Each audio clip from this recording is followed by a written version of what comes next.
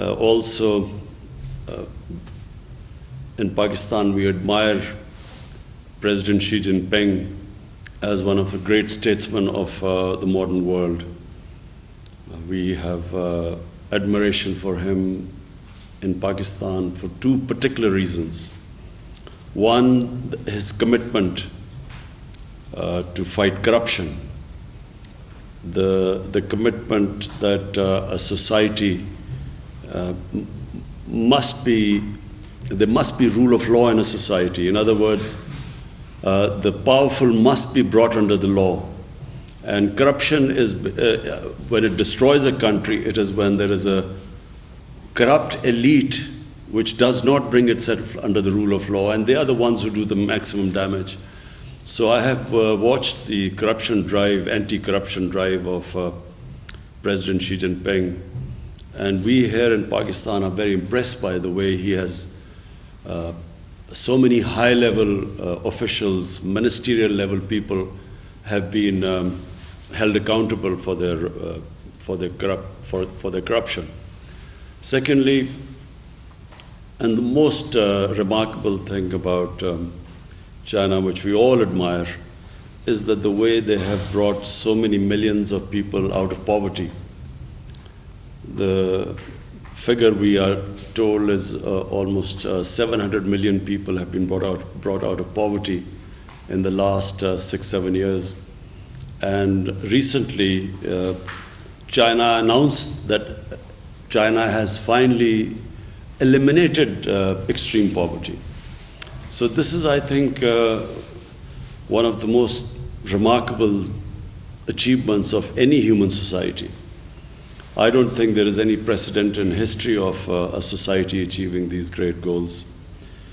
And the third thing is that we in Pakistan are committed to strengthen our relationship with China politically, as well as in terms of economy and trade. CPEC is a flagship program in the BRI, and for Pakistan it is one of a program which gives us the greatest optimism and hope for our future economic development.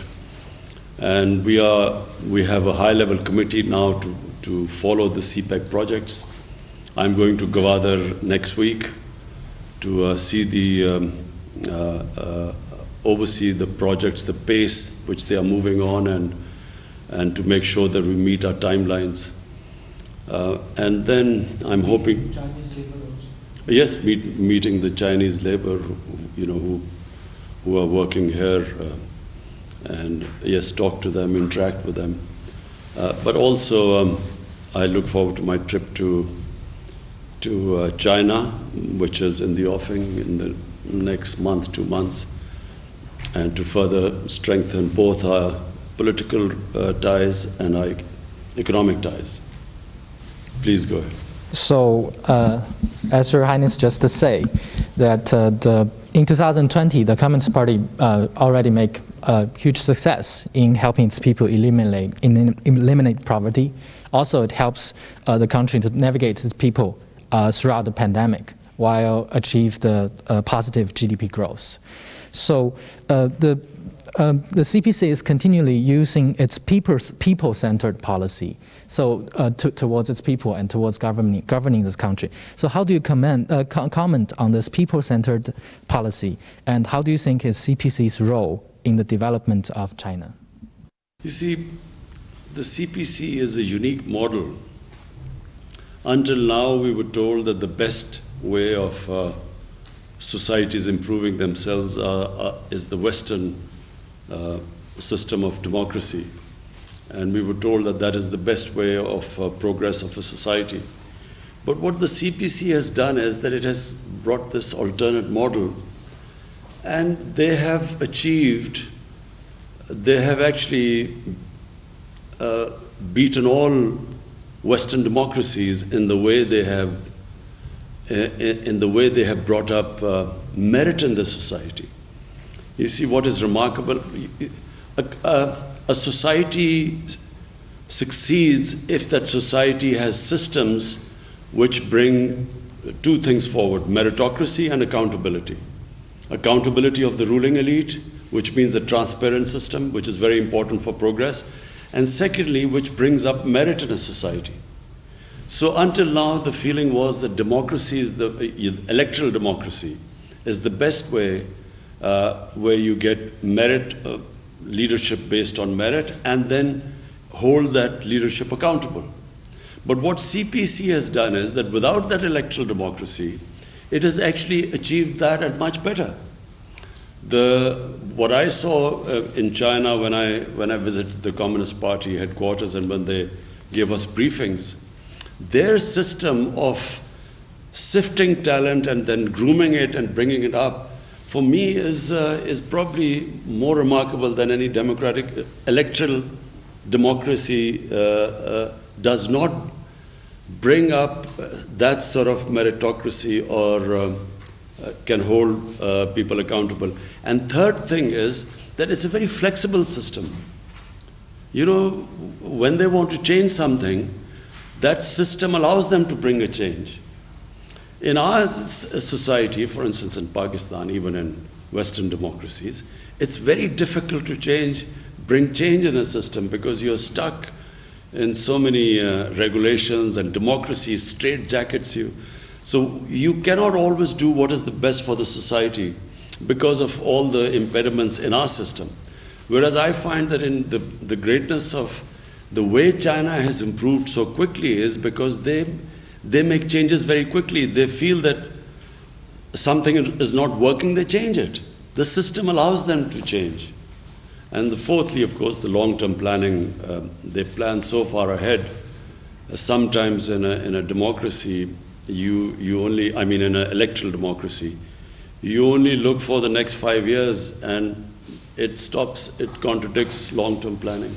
Hi, Prime Minister. Very grateful. Thank you for hosting this meeting online. I'm Lucian from China Daily. And another question, it's been 7 years since China and Pakistan established the diplomatic relationship as well as the friendship between the two. So among all the projects that the two sides have worked on, where do you see the future development direction and the cooperation direction of the China-Pakistan economic rail, and which areas could be the focus points in the next few years?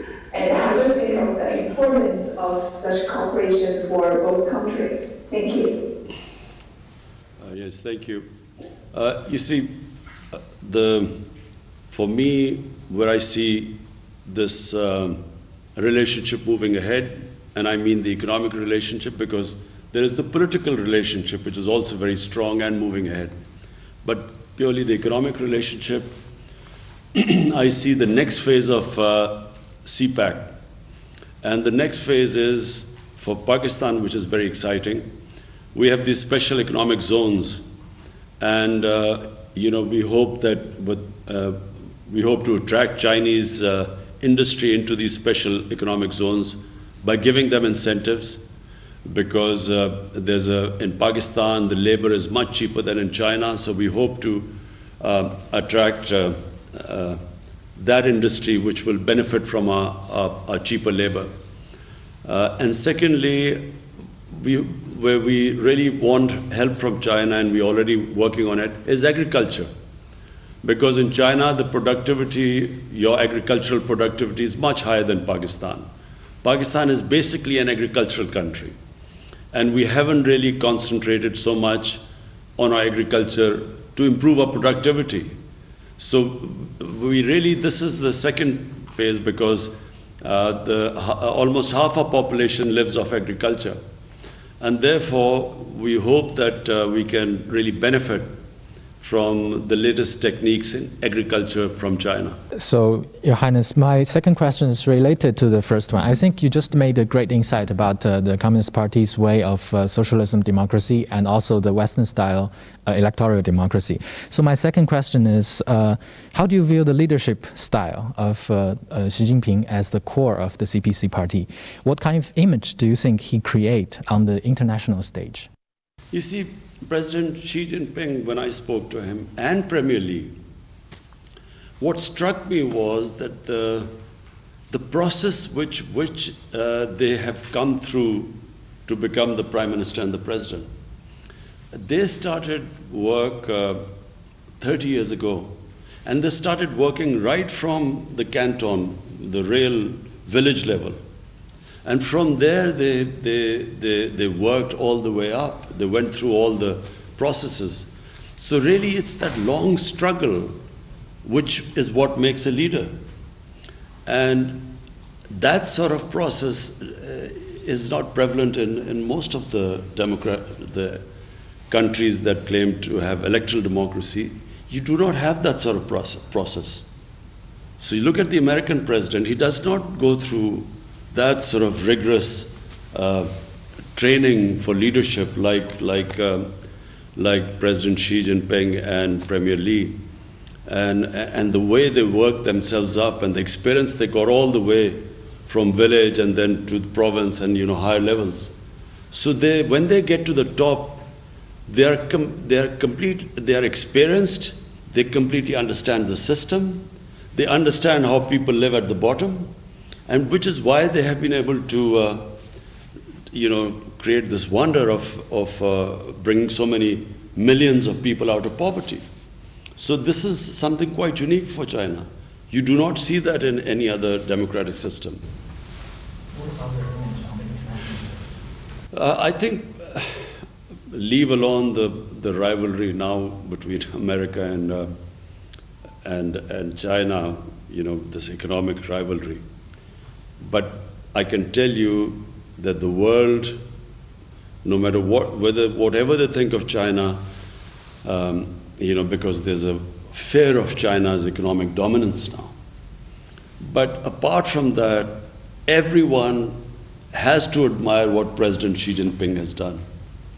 His achievements, you see, leaders' achievements speak for themselves. And that's what President Xi Jinping has proved to the world. Your Excellency, how do you comment on the aid programs provided by China to Pakistan, including vaccine, infrastructure, vocational training, and in other social livelihood sectors? I think, first of all, the way China dealt with COVID was unique.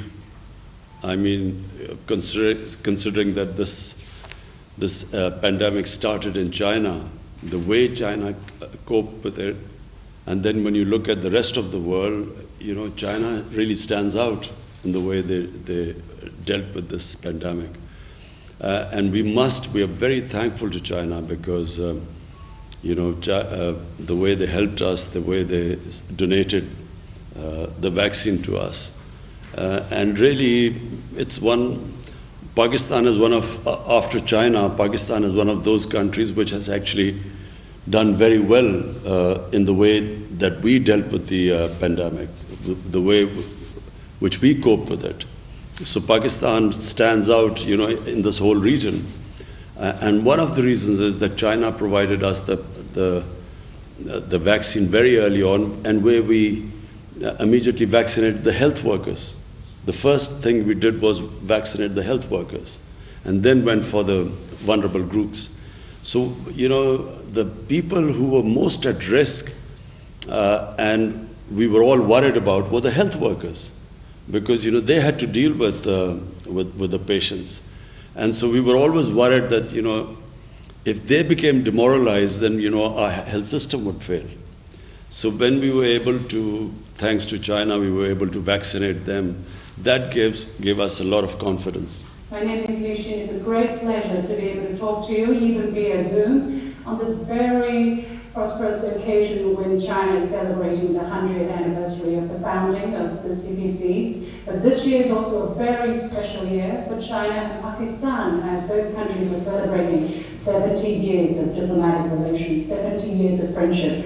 So I'd like to ask you, based on what you just talked about the uniqueness of the Chinese system and the kind of strong relationship that Pakistan has fostered with China, what do you think the 70 years of friendship between China and Pakistan means for the region and for the world? And where do you see relations going further? How to deepen these already very strong ties?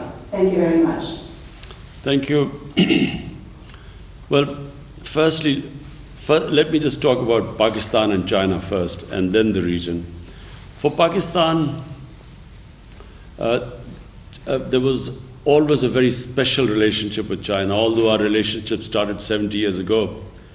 But, you know, China, whenever Pakistan was in trouble, whenever I'm in trouble politically, internationally, when we had conflicts with our neighbor, China always stood with us. So the people of China have a special place in the hearts of people of Pakistan. Because everyone here remembers, you know, you only remember a friend who stands with you in your difficult times. In good times, everyone stands with you. But in your difficult, tough times, bad times, you remember those people who stood by you. That's why you will find that in Pakistan, people always have a special fondness for people of China. So this relationship has only got stronger. Even now, politically, you know, on the international forums, Pakistan and China always stand together. And now, when you talk about the region, there's this strange great power rivalry taking place. You know, you see the United States and United States being wary of China, and you know, I don't need to say all this is now public knowledge. You know, the way China and the United States are sort of looking at each other. So it creates problem, because what United States is doing is it's formed this regional alliance called the Quad, which is US, India, and then, you know, a couple of other countries. So from that point of view, Pakistan thinks that it is very unfair for the US or other powers, Western powers, for countries like us to take sides. Why do we have to take sides? We should have good relationship with everyone. And, you know, it's not going to happen that if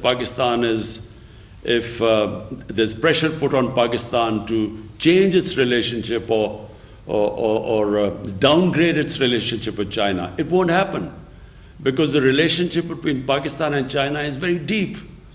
And it's not just the governments, it's a people-to-people relationship. So to sum up, whatever will happen, our relationship between the two countries, no matter what pressure is put on us, is not going to change. But how do you deepen these already very strong ties, Your Excellency? Number one is trade. You know, the CPEC is a really, it's right in front of you, it's something. It's the biggest thing happening in Pakistan. For us, this is where we think our economic future is moving towards. So this is a big economic feature in Pakistan. And then there's the political relationship. And political relationship has got stronger. And it's got stronger because whatever happens in every international forum, Pakistan and China stand together. Mr. Prime Minister, my second question is about Olympic Games. Beijing will host the 2022 Olympic and Paralympic Winter Games next year. So, Your Excellency, how do you comment on China's efforts to host the Games, and what are your expectations for the Games? Well, I watched on television, of course, the Olympics in China. And you always find that a country that is on the ascendancy, its sports also follows in the same direction. It also, in sporting, I mean, China, if you look back, China's performance 30 years ago, and now you compare now in Olympics, China is now the emerging power in sports as well. So the two go together, because all the skills, the institutionalization that goes into a nation building and a nation moving forward are exactly the same in which a nation's sports move forward. Because you compete internationally in sports, the better you become, the better your institutions become, which can sift talent and bring merit on the top. So a small country like New Zealand just now, I know you don't play cricket in China, but a country which of 5 million people has just won the Cricket World Championship from India, which has 1.3 billion people. And 5 million people, a country of 5 million people has actually won a championship against them because they have a very good system of sifting, bringing up talent and polishing it. So countries clearly which institutionalize better, they move upwards because the system of polishing the talent in the country is better than the others. What about China's efforts to prepare for this game, especially in this difficult time of COVID-19? Well, we are just watching in Japan also they're having problems of hosting Olympics. And there's a lot of problem because of COVID. The answer is I don't know really, because we do not know the trajectory of the COVID situation. You think that you now got under control and then you have some Delta variant coming in and then again people get worried. So it's a world is coming to terms with this disease, this pandemic. So we're not in a position right now to make very firm calculations and decisions about the future right now. So the answer is I don't know. Good wishes are due to China. Yes, we wish them all the best.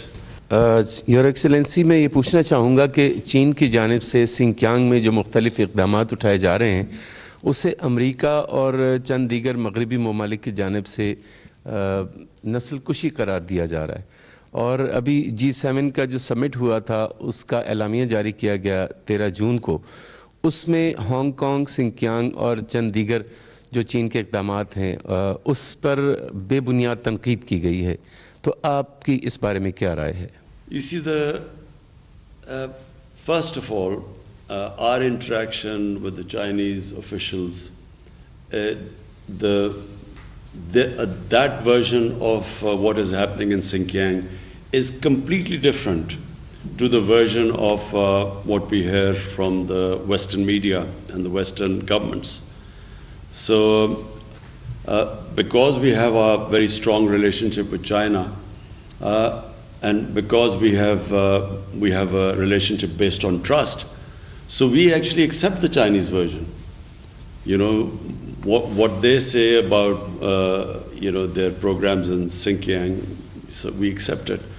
The second point is that we find it a little bit hypocritical when there are much worse human rights issues in the world which get no attention. For instance, in Kashmir. Kashmir is a huge human rights problem. There are about 9 million, 8 million Kashmiris which are basically have been put into an open prison until recently. It's a police state where there are extrajudicial killings, there's imprisonment, there's arbitrary arrests and a ban on media, and yet there is hardly any adverse comment in the Western media. 100,000 Kashmiris have died in the last 30 years for a freedom struggle. It's a disputed territory. Yet you do hardly get any coverage in the Western media, and we hear about Xinjiang and Hong Kong, which is a bit hypocritical. दूसरा सवाल मैं पूछना चाहूँगा vaccination के हवाले से खुशाइन बात यह है कि पाकिस्तान में हुकूमत की जानिब से वैक्सीनेशन का आगाज़ किया गया और लोग जौक दर जौक इसमें हिस्सा ले रहे हैं और ख़ास तौर पर चीनी वैक्सीन्स साइनोफार्म, साइनोवैक और कैंसाइनो लगाई जा रही है। इस दौरान वबाई सूरत-ए-हाल के दौरान जो चीन और पाकिस्तान का ताउन रहा और अब भी जारी है उस हवाले से आपकी राय जानना चाहेंगे। China helped us in the beginning and because of that we were able to vaccinate our health workers and the vulnerable sections, the senior sections of the society. And even now we have a very close collaboration going on with China. We are expecting another consignment coming soon. And so today we are expecting a consignment. And it is one reason that we have really been able to cope with this pandemic compared to all our neighbors. Yeah, this is the CMT from different fronts. So the previous reporters has already asked questions that I want to ask. So I want to ask a follow-up question regarding Xinjiang. We noticed that recently some Western media criticized you only because you didn't criticize China's policy in Xinjiang. So some media even said that this should help China fight silence over Uyghurs. So what's your response to these voices? So I just answered this question, which I think it's, we have, with our interactions with the Chinese government, the Chinese version is completely different to the version which we hear from the Western media and the Western government. So because of our close proximity and relationship to China, we actually accept the Chinese version. And I again repeat, we find it very hypocritical that while the Uyghurs situation is highlighted so much, and Hong Kong, on the other hand, Kashmir, which is a disputed territory between Pakistan and India, and the United Nations Security Council resolutions, which gave the Kashmiris the right to choose their own destiny through a plebiscite, yet there's hardly any mention of Kashmir, where 100,000 of Kashmiris have died. So this is what we find in Pakistan very hypocritical. Now we notice that some people claim that a closer Pakistan-China relations will intensify conflicts in the region because of India. So what's your comment? Pakistan and China were always close, but I think this idea that India is supposed to counterbalance China for the Western world, I think this is going to be very detrimental for China. For India, not for China. China is too strong. The benefits India will get from trade with China are far greater than India trying to act as a sort of counterbalance. The country that will lose out is going to be India. The relationship, as I said, between China and Pakistan actually has nothing to do with India. We have 70 years of diplomatic relationship, and through all crises in Pakistan's history, China has stood with us. So it really has nothing to do with India. Our relationship is a bilateral relationship, is extremely strong. His Excellency, my question is, now Pakistan and China have set an example for the world about solidarity and cooperation in facing the global challenges. And how do you think the importance of building a closer China-Pakistan community of shared destiny and shared future for mankind? I think what I experienced when I went to, on the invitation of President Xi Jinping, what I noticed was the amount of work China is now doing in terms of improving the environment, fighting global warming. The awareness in China, in fact, President Xi Jinping hosted a program now I forget what city is, a special city which is just built. It's an environmentally green city, specifically built, which we were invited to. I don't remember the name of the city, but we went there, and everything there is environmentally friendly. So China is making great strides towards that. And I think the future of mankind, the biggest threat mankind faces is through this climate change, global warming.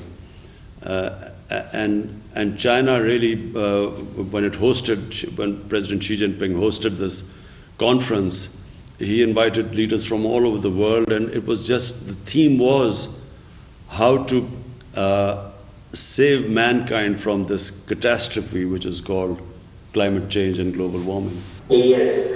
Thank you so much, Excellency, for giving us this opportunity, and it's really great honor for us. My question is that the first phase of China-Pakistan Economic Corridor (CPEC) yields fruitful results in different areas, including energy and infrastructure. First, how do you comment on this?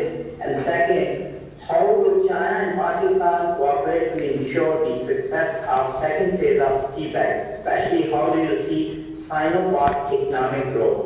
Thank you, Excellency. Firstly, the first phase of CPEC was connectivity, and then energy projects. So that was the first phase, because Pakistan had problems we had shortage of energy, and then of course the connectivity, which is what the CPEC initially was.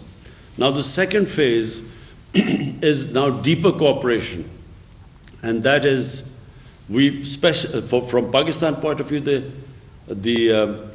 special economic zones.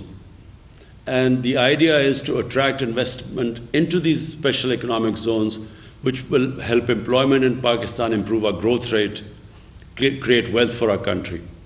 But equally important for us is help from China in our agriculture.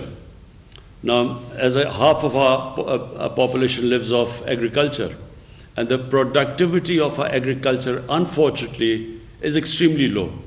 So we have compared the productivity in China, which compared to us is much higher, and then all the various technologies which are used in agriculture. So the second phase is for us our special economic zones, agriculture, also skills education. We are collaborating in getting skills education in Pakistan. How you will speed up this China-Pakistan economic cooperation? We have already, now we formed a committee, which is the whole point of that committee, the CPEC committee, is to monitor the CPEC projects and make sure that there are no impediments in their way. Your Excellency, my last question is about the future, the near future of international relations. As we're seeing with the new U.S. administration, there seems to be the talk of alliance of like-minded countries to counter some kind of other system or country. What is your understanding? How do you look at the trend, and what do you think is the implication if such a trend really picks up momentum? I find this deeply worrying for the world. I find this rivalry for no rhyme or reason. I find this worrying because then, just like in the Cold War, the world was divided between the Soviet camp and then the American camp. And so it created a lot of problems for countries who, they had to choose sides, either one side or the other. And then, for a short while, there was this, the whole worry was this war on terror, and the whole world was somehow involved in fighting terrorism. And now we see this emerging rivalry between China and the Western countries led by the US. Again, it's worrying. And people in Pakistan, we ask ourselves the question, why do we have to choose sides? We have a very deep relationship with China. And if someone asks us to choose sides, we find that China is our friend for 70 years through highs and lows. They've stood with us. So people in Pakistan have this great faith and trust in our friendship with people in China. So why should we be asked to take sides now? Why can't we have a relationship with everyone? And this is the feeling right now, because I think this what past tells us, this world divided into camps, we find that this is detrimental to the